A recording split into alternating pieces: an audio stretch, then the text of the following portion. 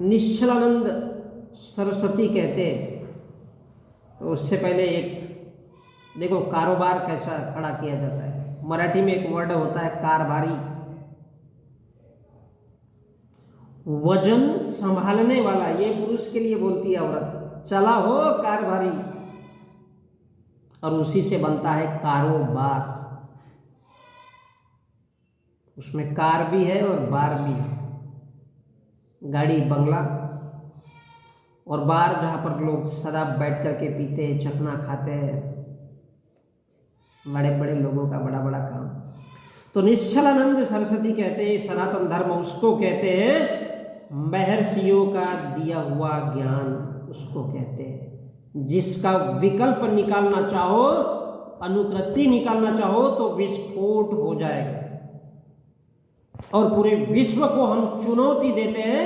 हमने एक जगह कहा था जड़खोर में, आई डोंट नो कि ये जड़खोर कहा है, सातवें आसमान में ला करके हमको रख दो।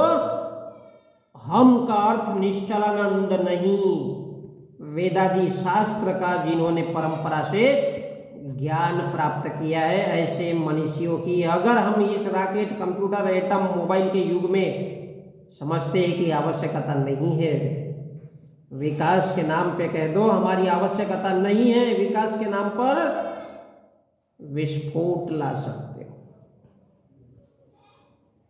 उनके कहने का मतलब यह है कि केवल दुनिया में साधु और संत ही दुनिया को मार्ग दिखा सकता है, उसके अलावा नहीं। विकास विकास कहते हो तो बेटा बर्बाद हो जाओगे।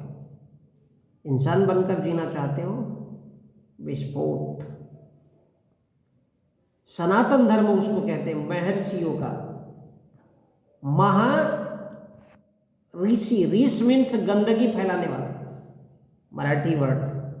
या फिर आपने देखा होगा जैसे भोपाल में वो एक शायद 84 में एक गैस कांड हुआ था, तो जो गैस का रिसाव हुआ था, रिसाव निकलना, धीरे धीरे टपकना, गंदगी फैलाना, रिसाव, उसी से बनता है ऋषि। अनुकृति निकालना, अनुकृति यानी क्या करना है क्या नहीं करना है उसको पैदा करना, तो विस्फोट हो जाएगा अगर हिंदू धर्म पर टिप्पणी करोगे या कुछ कहना चाहोगे।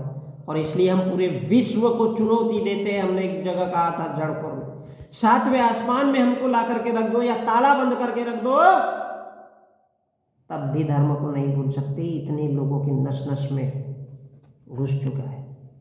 हम का अर्थ निश्चलानंद, निश्चल,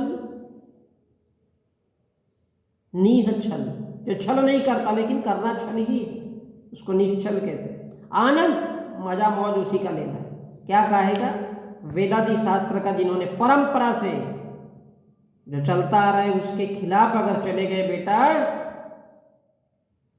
वो ज्ञान हमने प्राप्त किया है, इसलिए हम सरस्वती है, इसलिए हम बड़े बड़े साधु हैं, परंपरा वाला ज्ञान प्राप्त किया है। तो ऐसे मनुष्यों की, मनुष्य मन की बात करने वाला। अब ये जो रॉकेट का जमाना है, कंप्यूटर का, एटम बम का, मोबाइल का है, इसको क्या करें? ये हमारे किसी काम का है? हिंदुओं के काम का नहीं, नहीं तो साला हिंदू ही नहीं रहेगा। विकास अगर होता रहेगा तो धर्म, इसलिए विकास ठीक नहीं है। रॉकेट, मोबाइल, कंप्यूटर, इस विकास से विस्फोट हो जाएगा। मोबाइल, कंप्यूटर, रॉकेट, ये धीरे धीरे साधु संतों की पोल खोल डालेंगे और ये विकास, वैज्ञानिक, ये लोग, दुनिया के लोग अपनी बुद्धि पर अगर खड़े हो जाएंगे, साले आत्मनिर्भर हो जाएंगे, तब भी निश्चलानंद सरस्वती और साधु संतों की आवश्यकता है। इस दुनिया को होना ही है, पढ़ेगी रहेगी, चाहे हमको ताले में बंद करके रखो। उनका ये कहना है।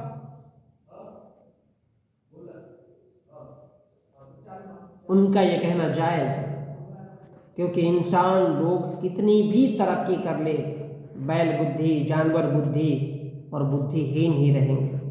तब उनको साधु संतों की बातें सुनने आना ही पड़ेगा, क्योंकि इंसान बनकर के कभी जी नहीं सकता है, चाहे वो वैज्ञानिक हो, शिक्षक हो, डॉक्टर हो, इंजीनियर हो, वकील हो, एंड सो ऑन, या कोई और। इंसान कभी इंसान नहीं हो सकता, बगैर साधु संत के वो ज्ञानी नहीं बन सकता। और जैसे जैसे विकास बढ़ेगा तो रॉकेट, मोबाइल, कंप्यूटर ये तीव्र गति से लोगों को विकास की ओर लेके जाएंगे, तो वो धर्म पीछे चलता जाएगा, विस्फोट हो जाएगा भाई। उनकी बातों की धज्जियां उड़ने लगेगी धीरे धीरे। और हो सकता है अगर लगातार इनका विकास, शिक्षा, rocket, mobile, computer, atom bomb, इन सब का विकास होने लगे तो, क्योंकि लोग अनपढ़ रहना चाहिए, मूर्ख रहना चाहिए, नालायक रहना चाहिए, और ये हमेशा तब तक बने रहते हैं क्योंकि इंसान कभी इंसान हो ही नहीं सकता। और ये बहुत बड़ी सच्चाई है, ये बहुत बड़ी सच्चाई है। आप कितना भी दुनिया के लोगों को समझाओ कि दुनिया में ईश्वर नहीं है, तो वो कभी नहीं मानेंगे। तो उसी इंसान से नफरत करने लगेंगे लोग, उसको पत्थर मारेंगे, क्योंकि वो बगैर आस्था ईश्वर के जी ही नहीं सकते। ये बहुत बड़ी सच्चाई है, नहीं जी पाएंगे।